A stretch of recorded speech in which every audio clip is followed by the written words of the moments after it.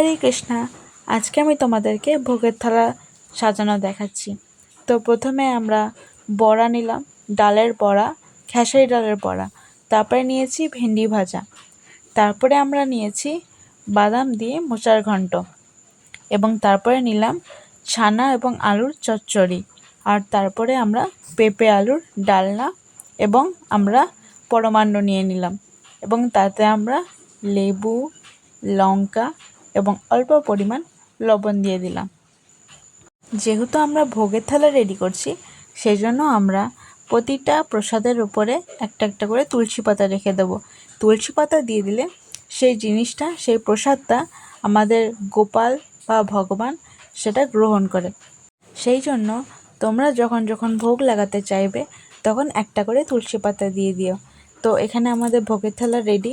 এর মধ্যে যেই রেসিপি তোমরা জানতে চাও নিশ্চয়ই কমেন্ট করো। হরে কৃষ্ণা।